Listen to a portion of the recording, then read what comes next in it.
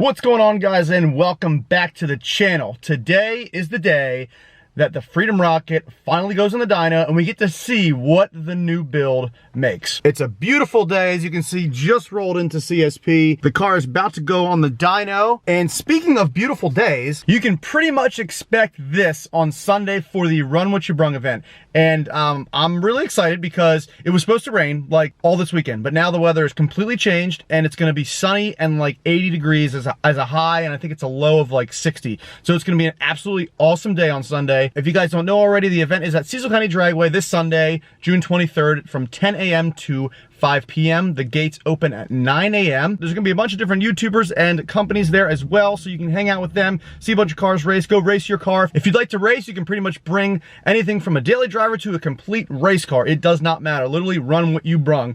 And we have some tickets still available. They are filling up fast though, especially now that people are seeing that the weather is gonna be nice down there. So get them while you still can. For only $50, you can literally race as much as you want. Go to drivenevents.us. You can get your tickets there. But if you wait till the day of the event, the tickets are gonna double in price if we have some available. If we don't have any more available, we're only doing limited racer spots so everybody can get a chance to run their cars as many times as they want. I really hope to see a lot of you guys there. I enjoy meeting a bunch of different new people, and I also enjoy seeing familiar faces as well. All the info for this will be below in the description, or you can go to drivenevents.us for info and tickets.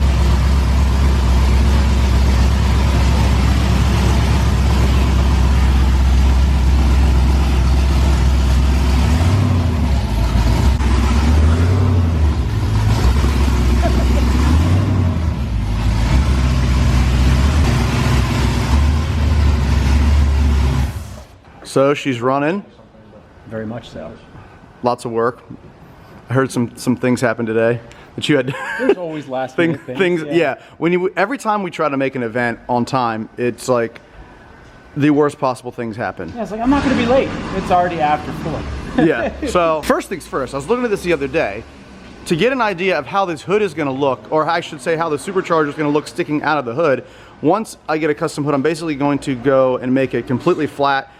Instead of kind of like peek up like the stock hood did and then it got like a cowl, the hood's basically going to go from this edge all the way to the other edge. So if we even the edges out, we can pretty much see how much the supercharger is going to stick out of the hood, which will be pretty cool. So I'm excited for that. Not going to run a hood obviously for this event because there's just no time to do it. So those are the valve covers that originally Texas Speed had made for me. They match the engine block. Now, when we had them on the car originally, with everything done, all the harnesses and all the lines run, you can't really see the color of the engine block. So I went ahead and asked them to make these flat black with the silver Texas Speed logo to match the blower. I think it looks awesome.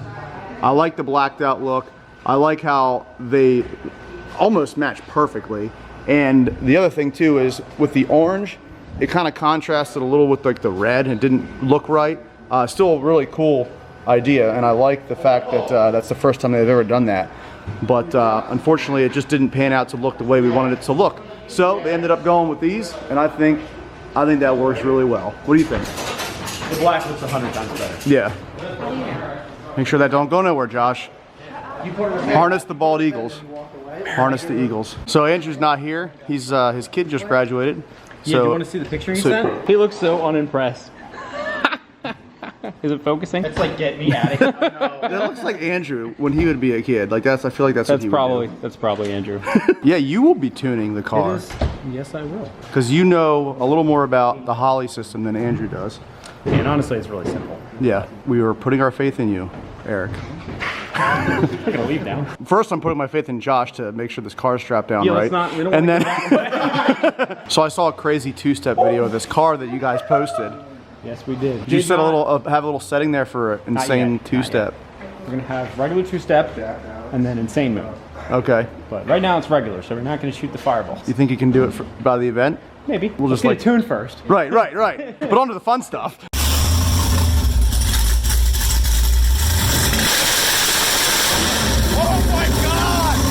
Oh my God! Step on. We'll leave it on the trailer, and then we'll light the trailer on fire. Okay. All right.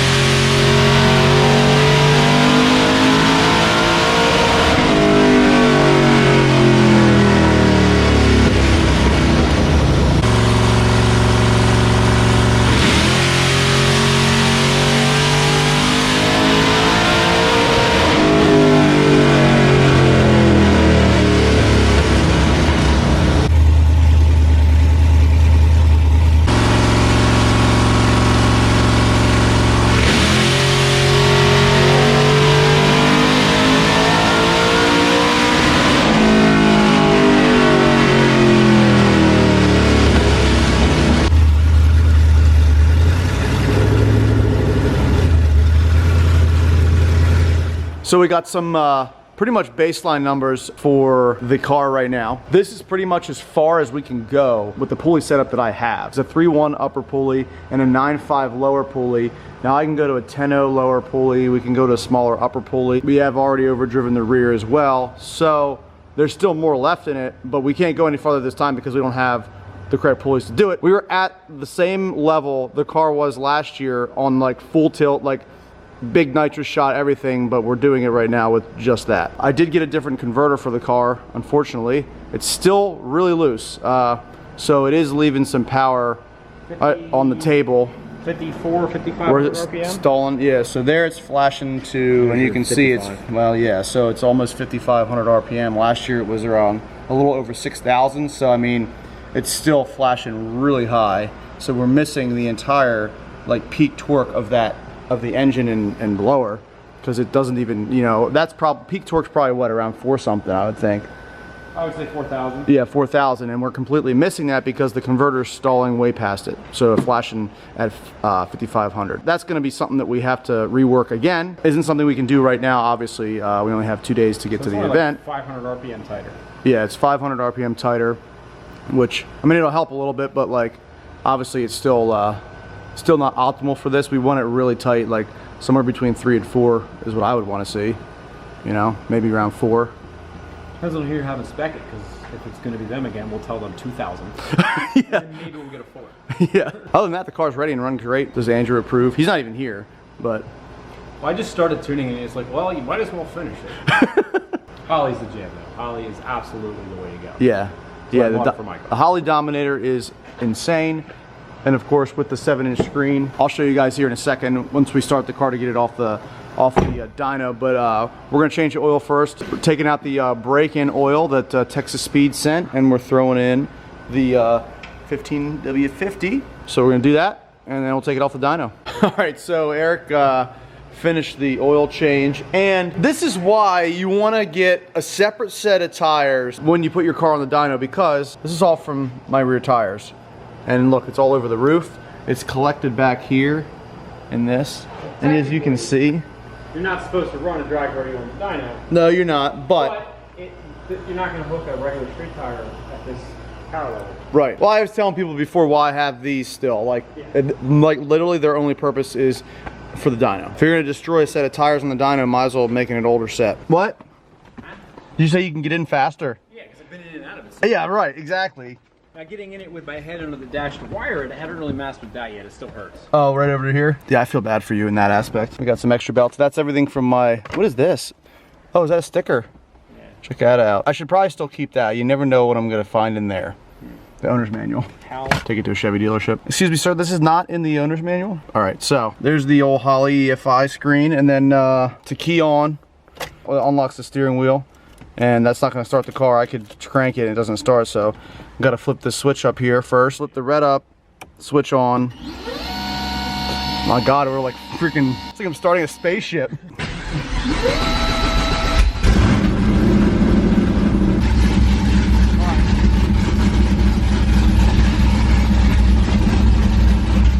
at that blower. That thing does stick out pretty goddamn far.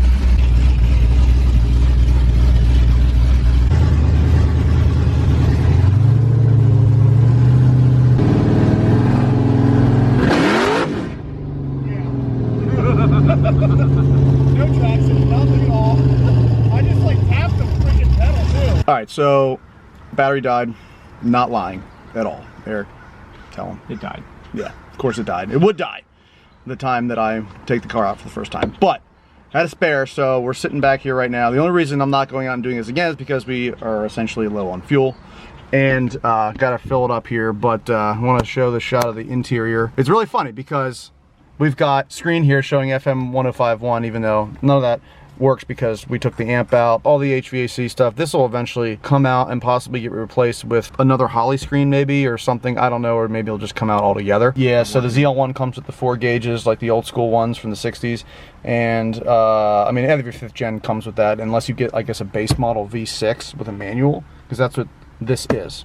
That's what this center console is. We need the room for it to go all the way back to 1. Yeah. Because the auto one sits further forward. My line lock button is still here. We haven't put the steering wheel on from Motion Raceworks yet with the column, the lightweight column. For now, it's still here. It's going to be on the steering wheel when we do that.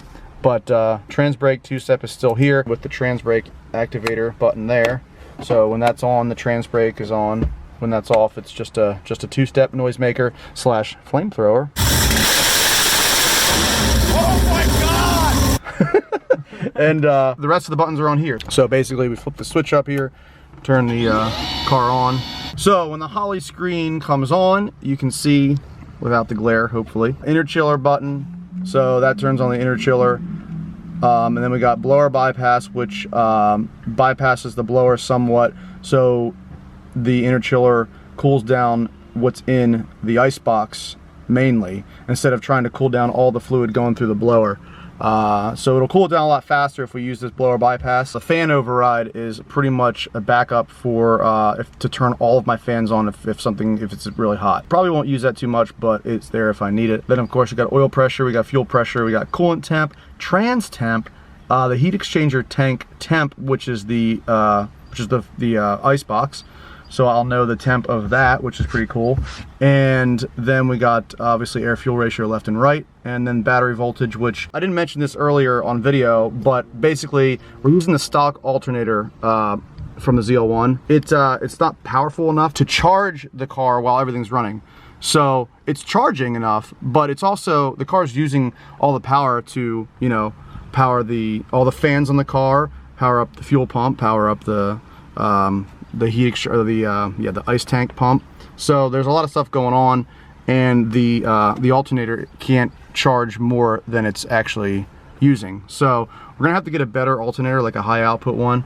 For now, that's why it's saying 12.5 volts. It should be somewhere around 14. So there is another screen. This one here is basically to manage power. So if I'm like not getting traction at the track, I can reduce timing 2 or 4 or 6 if I have them both on. The other two basically is limiting the throttle body by 20% and then enriching the fuel 0.5. So basically cutting power from the car to eventually, to hopefully gain traction. And that's just an on-off type thing. So like, if I want to take out 2 degrees of timing just for one pass, I would push that button and then I'd make my pass and see if that helped. That's that for the most part. Yeah, you took out the rear panels there, yep. So the lines right there are going from the blower back to the ice tank, and they're in the car. That way, if they do develop any sort of condensation, it doesn't drip on the track. Eric, if you open that glove box, that's where the Holley ECU is. So hidden nicely in the glove box. Easy to access if we need to. So we're gonna start the car and then load it in the trailer.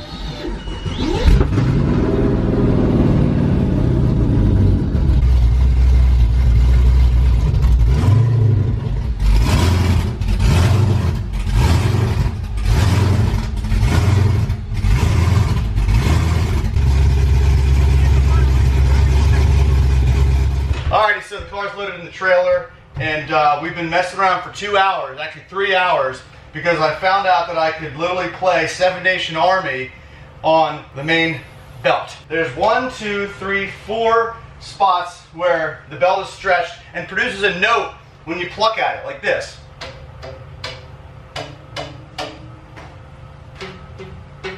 This is what musicians do. They make music with whatever they can. Give me a beat there.